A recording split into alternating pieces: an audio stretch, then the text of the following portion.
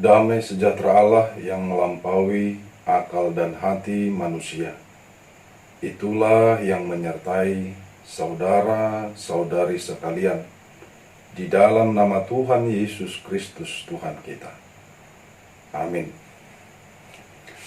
Bapak Ibu Saudara yang dikasihi oleh Tuhan Yesus, firman Tuhan pada ibadah Jumat Agung ini tertulis pada kitab Matius pasal 27 ayat 45 sampai ayat 56. Mari kita baca Alkitab kita masing-masing. Demikian firman-Nya. Mulai dari jam 12 kegelapan meliputi seluruh daerah itu sampai jam 3. Kira-kira jam 3 berserulah Yesus dengan suara nyaring, Eli, Eli, lama sabachthani. Artinya, Allahku, Allahku, mengapa engkau meninggalkan aku? Mendengar itu beberapa orang yang berdiri di situ berkata, ia memanggil Elia. Dan segeralah datang seorang dari mereka. Ia mengambil bunga karang, mencelupkannya ke dalam anggur asam, lalu mencucukkannya pada sebatang buluh dan memberi Yesus minum. Tetapi orang-orang lain berkata, jangan, baiklah kita lihat, apakah Elia datang untuk menyelamatkan dia. Yesus berseru pula dengan suara nyaring, lalu menyerahkan nyawanya.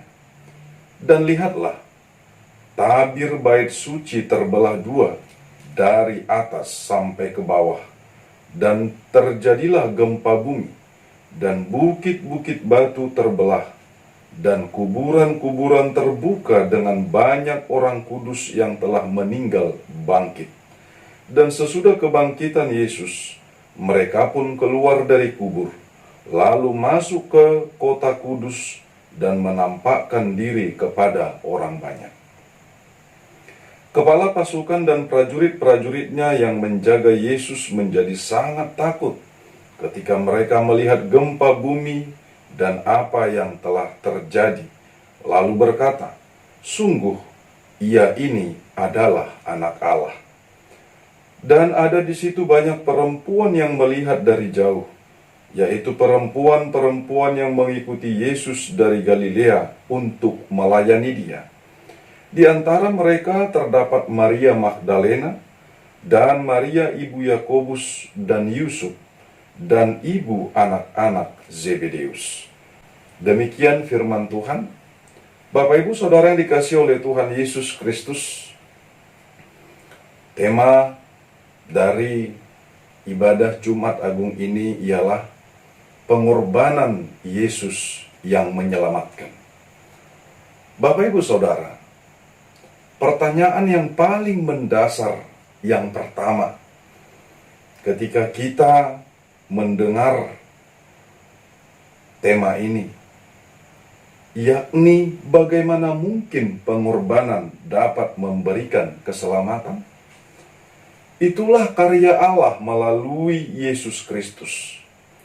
Karya penyelamatan oleh Tuhan Yesus bukan seperti yang dipikirkan secara kalkulasi manusia. Pada umumnya, manusia memikirkan bahwa yang kuatlah, yang berkuasalah, yang mampu untuk menolong yang lemah. Sebab pada umumnya manusia dapat melihat bagaimana pengorbanan yang dilakukan mungkin seperti yang dilakukan oleh para pejuang perang. Mereka mengangkat senjata dan menghalalkan nyawa dari musuh-musuhnya. Sangat berbeda dengan karya penyelamatan Tuhan Yesus Kristus. Kalau para pejuang perang berusaha untuk mengalahkan lawan dengan mengambil nyawa lawannya, kalau karya keselamatan Allah, Yesus Tuhan sendirilah yang menjadi korban untuk keselamatan semua orang. Yesus harus mengalami penderitaan sebagai korban untuk menebus hukuman atas dosa-dosa manusia. Saudara yang dikasihi oleh Tuhan Yesus Kristus, ada 4 hal yang boleh kita lihat secara umum dari pengorbanan Tuhan Yesus ini. Yang pertama adalah Yesus Kristus adalah hakim agung yang sebenarnya, tetapi dia diadili di mahkamah agama. Seharusnya dialah yang mengadili kita, umat ciptaannya. Yang kedua, Yesus Kristus adalah Tuhan yang sudah menyerahkan dirinya untuk dihukum. Seharusnya kitalah yang harus dihukum dan menyerahkan diri kepada Allah. Yang ketiga, Yesus Kristus adalah Raja yang Maha Kuasa atas semesta, yang memberikan dirinya kepada kuasa dunia. Seharusnya kuasanya lah yang ada atas kita. Yang keempat, Yesus Kristus rela disalibkan untuk memperbaiki relasi manusia dengan Tuhan, padahal dialah Allah yang sebenarnya. Bapak, Ibu, Saudara yang dikasihi oleh Tuhan Yesus Kristus, perikop ini menjelaskan yang terjadi pada saat Yesus berada pada puncak karya pengorbanan untuk menebus dosa-dosa kita, agar kita selamat dari kematian atau selamat dari maut. Ada 5 hal yang boleh kita lihat pada perikop ini. Yang pertama, terjadinya kegelapan pada saat Yesus disalibkan. Kegelapan itu terjadi mulai jam 12 siang sampai kepada jam 3 sore itu. Saudara-saudara, banyak orang mengatakan bahwa itu adalah gerhana matahari. Dan nyatanya gerhana matahari tidak akan mungkin terjadi pada saat itu. Karena itu adalah pada bulan pertama atau bulan Nisan, tanggal 14 atau hari ke-14 bulan Nisan itu. Umat Israel atau umat Yahudi akan mempersiapkan dirinya. Sebab sorenya sampai malamnya mereka akan merayakan Paskah untuk mengingat bagaimana Tuhan sudah menyelamatkan bangsa itu dari kematian oleh karena tulah di Mesir. Bapak, Ibu, Saudara yang dikasihi oleh Tuhan Yesus Kristus. Dan ketika banyak orang mengatakan bahwa itu adalah gerhana, sebab kegelapannya luar biasa, maka kita sendiri boleh mengatakannya secara sains bahwasanya gerhana matahari tidak pernah ada sampai 3 jam lamanya. Paling lama adalah 15 menit. Dan itu adalah gerhana matahari yang sudah cukup lama. Saudara-saudara yang dikasihi oleh Tuhan Yesus, apakah makna kegelapan yang terjadi pada saat Yesus tergantung di kayu salib itu? Makna yang pertama adalah Allah murka terhadap dosa-dosa dan kejahatan manusia, di mana Yesus sendiri yang menanggung murka itu. Yang kedua, bahwa Kristus yang disalib bukanlah penjahat, tetapi Dia adalah Allah itu sendiri. Yang ketiga adalah Yesus adalah terang dunia yang sedang bergumul untuk melawan kegelapan dunia ini. Yang keempat, disinilah puncak karya Yesus yang menanggung seluruh dosa umat manusia. Maka kegelapan itu seolah-olah menjadi awal mula dari kelahiran kembali atas dunia ini. Sebab kalau kita kilas balik pada masa penciptaan, bahwa awalnya adalah kegelapan ada di dunia ini. Namun ketika Tuhan menciptakan terang, maka gelap terpisah daripada terang itu, dan kegelapan itu dikalahkan. Yang kelima adalah untuk membungkam cacian orang banyak yang lewat. Saudara yang dikasihi oleh Tuhan Yesus Kristus. Yang kedua, pada perikop ini yang boleh kita perhatikan adalah seruan Tuhan Yesus dari atas kayu salib itu. Salah satunya adalah seruan yang diungkapkan dan ditulis pada Injil Matius ini. Yesus berseru, "Eli, Eli, lama sabachthani." Seruan Yesus ini menggenapi Mazmur 22 ayat 2 yang artinya, "Allahku, Allahku, mengapa engkau meninggalkan aku?" Yesus tidak berdosa, telah menjadi dosa. Dan jelas bahwasanya Yesus sedang menanggung dosa-dosa dunia ini. Yesus yang tidak berdosa sekaligus sebagai korban penebusan atas dosa manusia. Padahal dia harus diperhadapkan dengan Allah.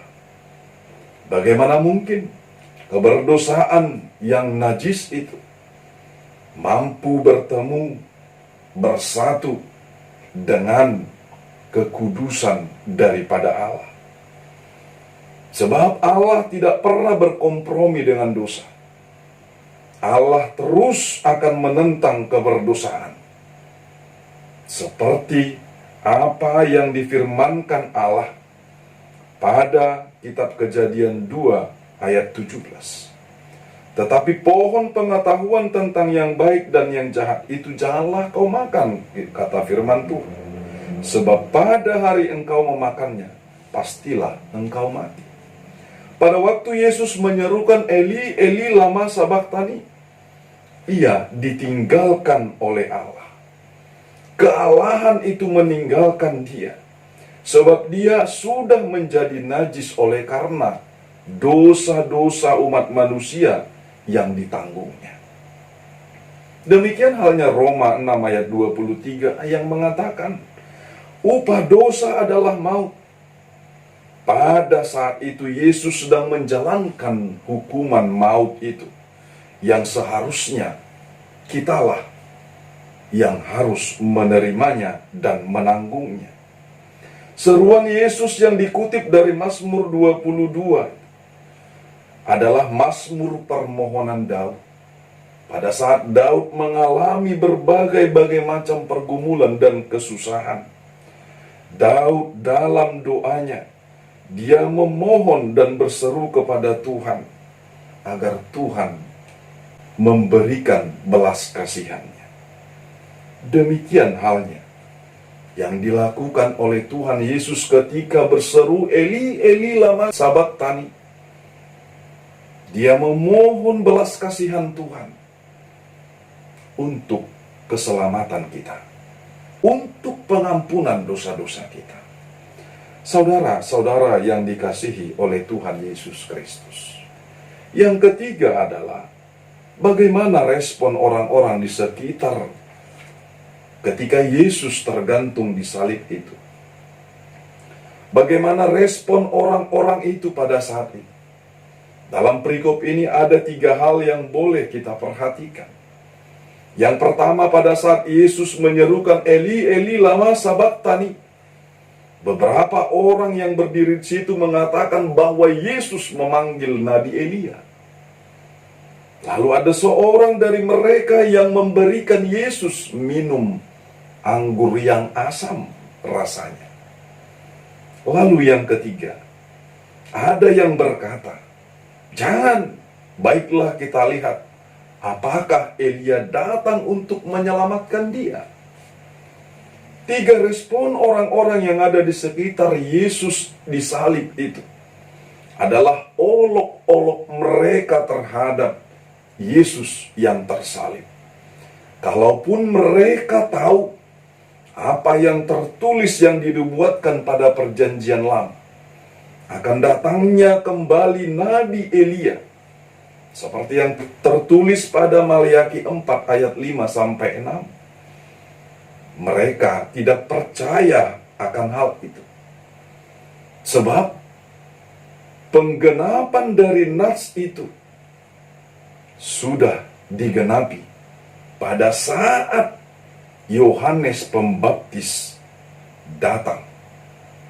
Itu boleh kita lihat pada Matius 17 ayat 10 sampai ayat 13. Sedangkan anggur asam yang diberikan kepada Yesus yang disalib itu adalah penggenapan Mazmur 69 ayat 22b. Apa dikatakan firman? Dan pada waktu aku haus, mereka memberi aku minum anggur asam. Sedangkan pada Injil Yohanes 19 ayat 28 sampai 30, Yesus diberikan anggur asam itu setelah Yesus mengatakan, "Aku haus." Ini adalah gambaran respon daripada manusia terhadap panggilan dan kehausan Allah. Allah haus akan kemurnian kemanusiaan kita sebagai umat ciptaan Allah yang segambar dan serupa dengan Allah. Gambar itu sudah rusak dan Allah haus akan itu agar kita memperoleh keselamatan daripada Dia. Saudara-saudara yang dikasihi oleh Tuhan Yesus Kristus, pada Injil Lukas 23 ayat 36 dikatakan bahwa prajurit mengolok-olok Dia, mereka mengunjukkan anggur kepadanya. Jelas bahwasanya respon orang-orang yang ada di Golgota ketika Yesus disalibkan itu adalah olok-olokan mereka atas Yesus yang sedang berkarya untuk menyelamatkan dunia. Saudara yang dikasihi oleh Tuhan, yang keempat adalah terjadinya gempa bumi. Tabir bait suci terbelah dua. Terbelahnya bukit-bukit batu dan kuburan-kuburan terbuka. Dan bangkitlah orang-orang kudus yang sudah meninggal. Kejadiannya setelah Yesus berseru untuk menyerahkan nyawanya. Tabir bait suci terbelah dua dari atas sampai ke bawah.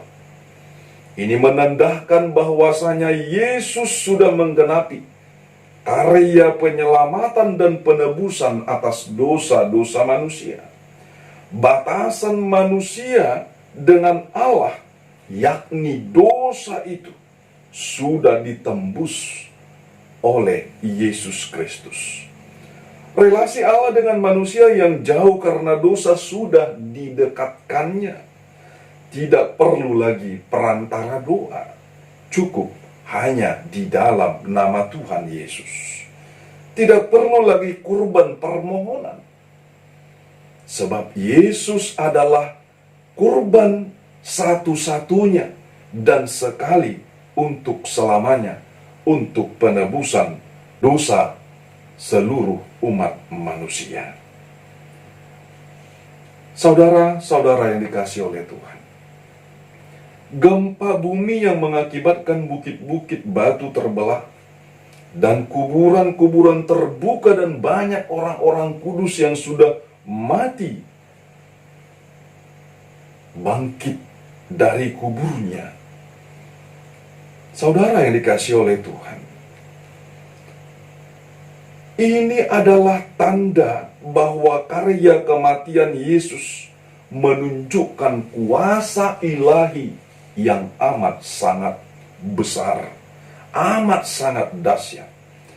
Kuasa yang menghancurkan bukit-bukit batu keberdosaan kita. Bukit-bukit batu keberdosaan yang mengekang kehidupan manusia. Ketika Injil Matius menyaksikan terjadinya kuburan-kuburan terbuka dan banyak orang-orang kudus yang sudah meninggal bangkit, nas ini hendak menyatakan bahwa kematian Yesus adalah kematian kuasa dosa, sekaligus jaminan kebangkitan manusia. Kehidupan tidak akan sia-sia jika hidup di dalam Yesus Kristus. Jika hidupnya di dalam Kristus, maka kematiannya juga akan di dalam Kristus. Kematian di dalam Kristus bukanlah kematian yang sia-sia, tetapi kematian dalam Kristus adalah keuntungan. Sebab kematian di dalam Kristus untuk menuju kebangkitan dan kehidupan yang kekal. Itulah yang sudah dikaryakan Tuhan Yesus. Itulah makna dari pengorbanannya. Saudara yang dikasihi oleh Tuhan, yang kelima adalah pernyataan dari kepala pasukan prajurit Romawi yang mengatakan, "Sungguh ini adalah Anak Allah." Pernyataan itu dinyatakannya dengan langsung merasakan bagaimana fenomena yang terjadi pada saat Yesus disalibkan sampai kepada Yesus mati di salib itu. Pernyataannya menunjukkan bahwa dia percaya bahwa Yesus itu adalah Anak Allah. Yesus itu adalah orang benar. Dia disalibkan, dihukum bukan karena keberdosaannya, tetapi karena menanggung dosa-dosa kita, untuk keselamatan kita dari kematian atau dari hukuman maut. Kepala pasukan prajurit Romawi itu bukanlah orang-orang yang sudah mengenal hukum Taurat, tetapi dia adalah orang Romawi. Dengan melihat berbagai kejadian itu, akhirnya dia percaya bahwa Yesus adalah Anak Allah. Bagaimana dengan kita? Ketika kita mengalami berbagai ragam fenomena dalam kehidupan kita, apakah itu menambahkan eratnya iman percaya kita kepada Tuhan? Atau iman kita biasa-biasa saja? Atau tidak ada perubahan di dalam keberimanan kita seiring dengan perubahan-perubahan yang terjadi? Saudara yang dikasihi oleh Tuhan, demikianlah pengorbanan Tuhan Yesus bagi keselamatan kita. Selayaknya kita bersyukur atas kasih pengorbanan Tuhan Yesus tersebut. Seperti para perempuan yang mengikut Tuhan Yesus dengan setia. Mereka terus mengikuti Tuhan Yesus dan melayani Yesus.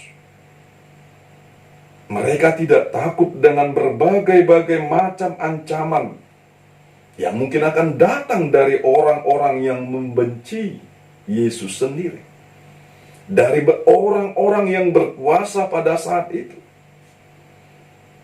Mereka juga tidak memikirkan bahwa mereka berkorban di tenaga, berkorban di waktu, berkorban atas moral dan material mereka. Tetapi mereka terus mengikut Yesus. Tetapi mereka terus melayani Yesus. Saudara yang dikasihi oleh Tuhan Yesus Kristus, demikianlah kita pada saat ini, yang hidup pada bayang-bayang kegelapan dunia, yang hidup pada bayang-bayang kesusahan, terkhusus fenomena pandemik COVID-19 yang kita hadapi secara global. Jangan takut Bapak Ibu. Tetaplah beriman. Tetaplah percaya kepada Tuhan. Di dalam Kristus Yesus yang sudah menyelamatkan kita. tetaplah bersyukur dan beriman kepada Tuhan kita, dan teruslah memperoleh hikmat Allah untuk menghadapi berbagai macam tantangan yang kita hadapi sekarang, dan bahkan kita akan melaluinya. Sebab sedemikian besar cinta kasih Tuhan akan kita, yang sudah menyelamatkan kita dari sakit penyakit yang paling terparah, yakni dosa, kematian, yakni dosa yang hukumannya adalah maut. Tetaplah setia dalam karya pengorbanan Yesus yang sudah dan akan terus memberikan keselamatan. Kiranya Tuhan Yesus memberkati kita. Salam Jumat Agung. Tuhan memberkati. Shalom. Kita berdoa. Terpujilah Engkau Tuhan atas segala kasih karunia. Terpujilah Engkau Tuhan, sebab Engkau sudah memberikan karya terbesar-Mu atas kasih setiamu untuk menyelamatkan kami. Berkati kami Tuhan, berkati dunia yang Engkau ciptakan ini. Biarlah Engkau memberikan hikmat, kemampuan bagi kami, seluruh umat Tuhan, seluruh saudara-saudara kami, di dalam nama Tuhan Yesus Kristus, yang sudah menebus kami dari keberdosaan, untuk keselamatan dan kehidupan yang kekal. Kami berdoa. Amin.